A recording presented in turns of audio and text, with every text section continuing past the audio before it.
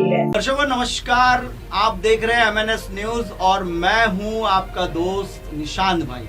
दर्शकों आज मैं जो आपको खबर बताने वाला हूं वो खबर जानकर आपके रोंगटे खड़े हो जाएंगे कि किस तरीके से राजनेता अपनी रोटियां सेकने का काम करते हैं। दर्शकों कल मैं जब भंडारा गया हुआ था, भंडारा जिले के भंडारा कलेक्टर ऑफिस में गया था जहां चुनाव अधिकारी बैठते हैं, वहां गया था। तो वहां मुझे पता चला कि भारतीय कांग्रेस जो है, जो राष्ट्रीय कांग्रेस है भारतीय, उस कांग्रेस का अधिकृत उम्मीदवार कोई नहीं है। 1 तारीख को मुझे नाना पटोले ने खुद कहा था कि हमारा अधिकृत उम्मीदवार दिलीप बंसोड़ है, अधिकृत उम्मीदवार जिसे ए बी फॉर्म दिया गया है, और सपोर्टेड 2 फॉर्म भरे गए हैं जिसमें प्रफुल्ल गोपाल दास अग्रवाल ये नाम उन्होंने बताया था, और साथ में मुझे उन्होंने बताया था कि नरेश ईश्वरकर करके ये उसको उन्होंने फॉर्म दिया है। लेकिन 4 तारीख को ऐसी कौन सी मीटिंग होती है नाना पटोले की कि 2 उनके अधिकृत उम्मीदवार और प्रफुल्ल अग्रवाल अपना नामांकन वापस ले लेते। आखिर ये नामांकन क्यों वापस ले लिया गया? आखिर 1 तारीख से 3 तारीख के रात तक के क्या मीटिंग हुई? दरअसल दर्शकों आपको मैं बता दूं कि ये जो पूरा खेल है लगभग 457 मतदाता है। भंडारा जिले की अगर अपन बात करें तो भंडारा जिले में लगभग 227 मतदाता है और गोंदिया जिले में 230 मतदाता है, जिसमें लगभग गोंदिया भंडारा जिले की अगर अपन जो सूची है वो 1 नंबर की अगर सूची देखे तो उस सूची में आपको जो मतदाताओं की संख्या मिलेगी वो 166 मिलेगी, और सूची नंबर 2 में वही मतदाता 61 मतदाता हैं। कुल मिला के 227 मतदाता है। और गोंदिया जिले की अगर सूची 3 देखेंगे अपन तो उसमें 154 मतदाता है, और जो सूची बनी है 4थे नंबर की गोंदिया जिले की उसमें लगभग 76 मतदाता है। कुल मिलाकर यह मतदाताओं की संख्या बनती है 230, और इन दोनों जिले के मतदाताओं की संख्या बनती है 457। अब दर्शकों आपको बता दूं कि भारतीय जनता पार्टी के पास 211 मतदाता है दोनों जिले में। राष्ट्रवादी कांग्रेस पार्टी के पास लगभग यहां मतदाता होते हैं उनके पास 90, और जो एकनाथ शिंदे की शिवसेना है उसके 17 मतदाता है। साथ में आपको बता दूं कि जो भारतीय कांग्रेस है उसके 120 मतदाता है। अगर इन मतदाताओं को जोड़कर अगर अपन इनका जोड़ निकाले तो यह मतदाताओं की जो संख्या है यह लगभग आपको 457 मतदाता का रेशो बनता है, जिसमें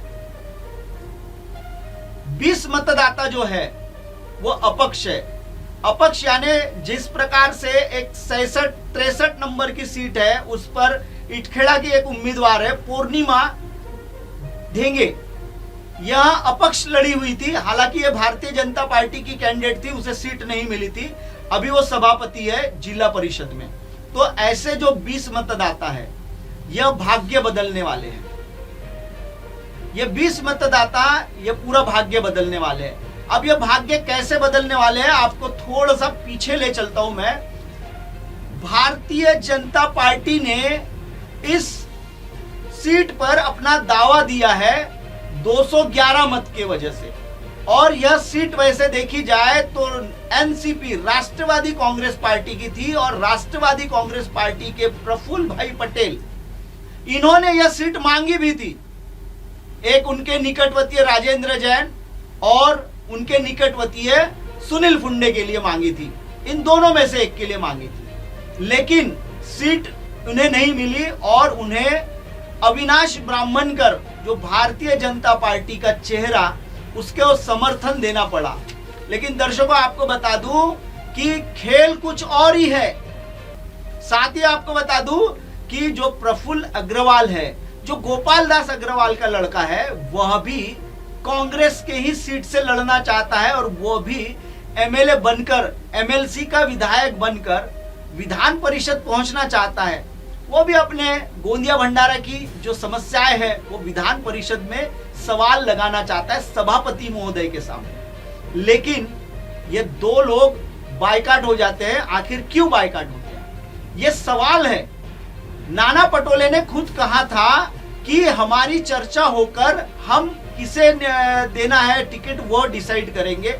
अपक्ष उम्मीदवार जो है, ये जो अभी आपको मैंने नरेश मानिक ईश्वरकर करके जो फोटो देख रहे हैं आप, जिसका ये जो व्यक्ति है, यह व्यक्ति वैसे तो राष्ट्रवादी कांग्रेस पार्टी का कार्यकर्ता है, राष्ट्रवादी कांग्रेस पार्टी के टिकट से चुनाव लड़कर जिला परिषद पहुंचा हुआ है। अब टिकट नहीं मिली प्रफुल्ल भाई पटेल को, तो प्रफुल्ल भाई पटेल का खेल देखिए, खेला देखिए किस प्रकार से खेला खेल रहे। प्रफुल्ल भाई पटेल महारत हासिल रखते हैं कि भारतीय जनता पार्टी के 211 मतदाता है और प्रफुल्ल भाई पटेल ने पूरा आकलन लगाया है, क्योंकि कांग्रेस के 120 मतदाता अगर नरेश ईश्वरकर को अगर मत देते हैं तो वो 120 वोट उनके, 90 वोट राष्ट्रवादी कांग्रेस पार्टी के और 17 वोट एकनाथ शिंदे के गुट के, ऐसे कुल मिला के उनके पास वोट होते हैं 227 वोट। यह चुनाव जीतने के लिए केवल 229 वोट की आवश्यकता होती है। अब रहा 211 मतों की जो सबसे बड़ी लीड पार्टी है भारतीय जनता पार्टी, उसके पास केवल 211 वोट रहेंगे, इनके पास 227 वोट है। अगर अपक्ष के उम्मीदवार पूरे के पूरे अगर भारतीय जनता पार्टी को वोट देते हैं तो प्रफुल्ल भाई पटेल का खेल बिगड़ सकता है, क्योंकि तब भारतीय जनता पार्टी के पास लगभग 231 वोट होंगे और चुनाव एक तरफा जीत जाएंगे। लेकिन प्रफुल्ल भाई पटेल अपने लोगों को लगाकर ये जो 20 वोट है, इसमें से अगर 3 वोट भी अपने पाले में कर लेते हैं तो 230 वोट हो जाएंगे। यानी एनसीपी का जो नरेश ईश्वरकर करके जो उम्मीदवार है ये जीत जाएगा। देखा दर्शकों आपने कितना बड़ा खेल खेला जाता है, और ये आखिर खेल क्यों खेला जाता है? सत्ता को अपने मुट्ठी में करने के लिए मतदाताओं के मतों का गलत उपयोग किया जाता है। दर्शकों आपको बता दूं कि सारे राष्ट्रवादी कांग्रेस पार्टी के नागपुर के एक होटल में सारे जो वोटर्स है वो वहां उन्हें रुकाया गया है, और बाकी के वोटर्स जो है भारतीय जनता पार्टी के कहे या कांग्रेस के कहे, जो कहीं भटकने वाले थे उन्हें घूमने भेज दिया गया है। कुछ वोटर्स हैं अपने घर पर, मौजूद होंगे अपने घर पर। मैं ऐसा नहीं कहता कि 457 के 57 घूमने चले गए हैं, कुछ लोग होंगे अपने घर पर। खैर वो तो विषय में आपको वोटिंग के दिन, आज लगभग 5 तारीख है, यहाँ से 13 दिन बाद मतदान होने वाला है। 18 जून को मतदान होने वाला है और 21 तारीख को यह कौन जीता और कौन हारा इसका खुलासा होने वाला है। लेकिन दर्शकों आपको बता दूं, प्रफुल्ल भाई पटेल की सेटिंग कैसी लगी आपको?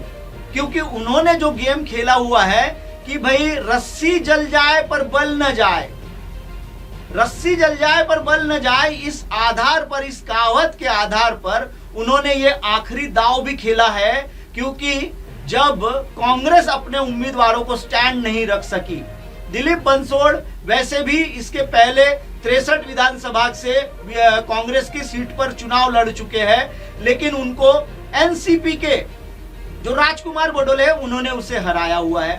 तो कहीं ना कहीं ये सारा मामला जो है अंदरूनी तौर पर भाजपा को खत्म करने का है, और इसी में प्रफुल्ल भाई पटेल महारत हासिल करते हैं।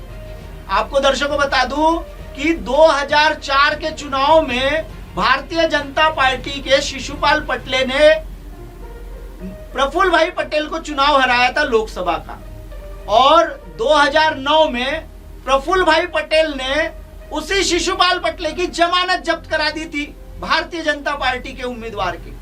अगर आप पूरा रिकॉर्ड देखेंगे तो प्रफुल्ल भाई पटेल के जब जब कोई आड़े गया हुआ है वो नेस्तनाबूद हुआ है। दर्शकों आपको बता दूं कि ये मेरी खबर आप अभी आज जो 5 तारीख को देख रहे हैं, और अगर अविनाश ब्राह्मणकर चुनाव जीतते हैं तो समझ जाइएगा कि प्रफुल्ल भाई पटेल का खेल मैंने बिगाड़ दिया है, और यही होने वाला है। क्योंकि ये खबर देखने के बाद प्रफुल्ल भाई पटेल के जितने भी उम्मीदवार हैं उसमें से भारतीय जनता पार्टी यह अपने पाले में कर लेगी, और अभी से भारतीय जनता पार्टी प्रफुल्ल भाई पटेल को किनारा कर अपने 20 वोट तो भी सिक्योर कर लेगी और चुनाव जीत जाएगी। दर्शकों, फिलहाल वक्त हो चला है ब्रेक का। ब्रेक से लौटने के बाद देखिएगा देश और दुनिया की तमाम बड़ी खबरें। बने रहिए MNS न्यूज पर। आप देख रहे हैं